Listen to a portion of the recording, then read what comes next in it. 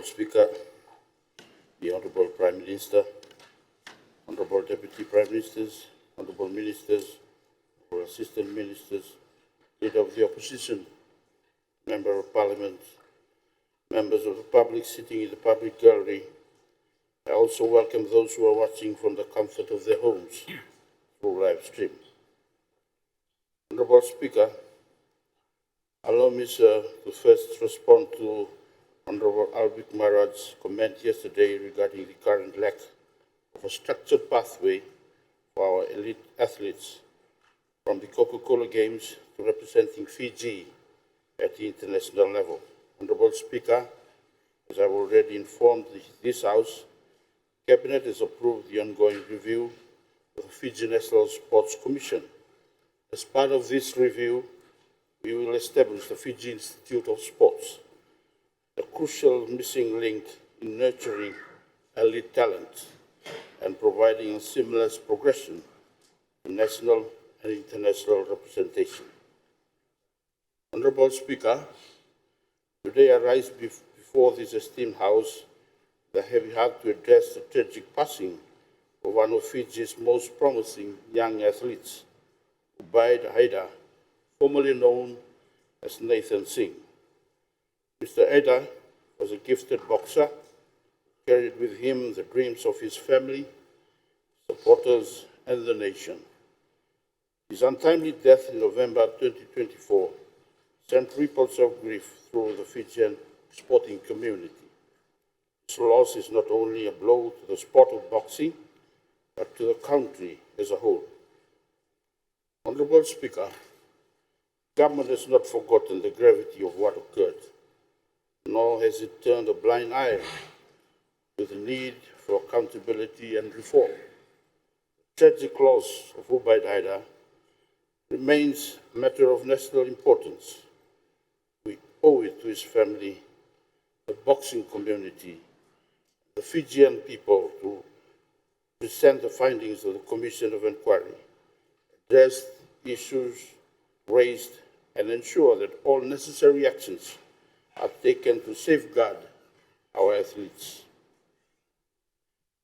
Honorable Speaker, on the night of the 26th of October 2024, Ubaid Haida faced Sydney-based Rungi Zhou in the IBO Asia Pacific Super Featherweight title fight in Nandi.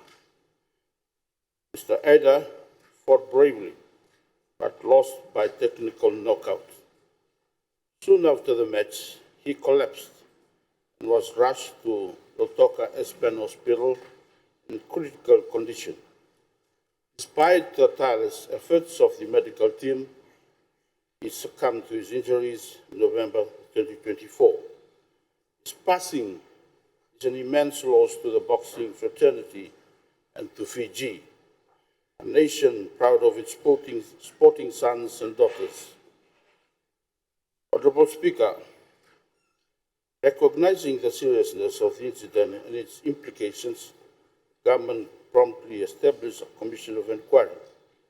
The commission was mandated to examine any lapses in safety protocols, assess the effectiveness of the medical responses, and recommend improvements to prevent such tragedies in the future.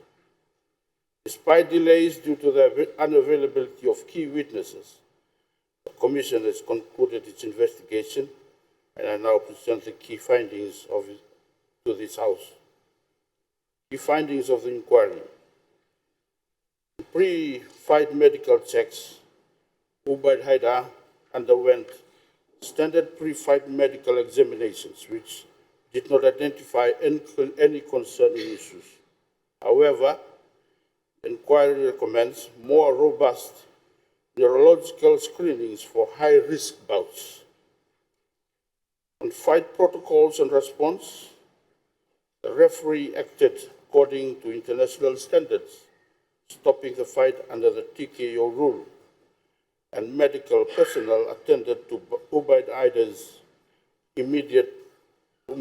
to Mr. Haida immediately. However, the report flagged the lack of on-site ambulance, which delayed critical care. In post-fight medical care, the absence of a dedicated emergency transport plan contributed to delays in treatment, while the staff at Lautoka Aspen Hospital worked tirelessly and relentlessly to the severity of his condition made recovery difficult.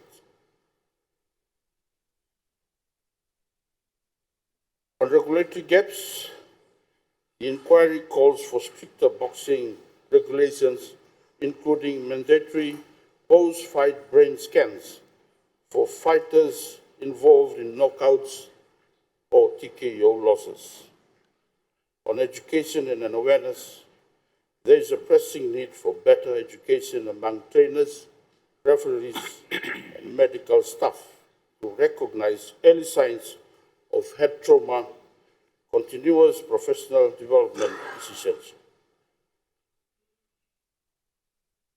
Honourable Speaker, in light of the Commission's findings, the Ministry of Youth and Sports, in collaboration with the Boxing Commission of Fiji, will implement the following. 1. Enhance medical protocols.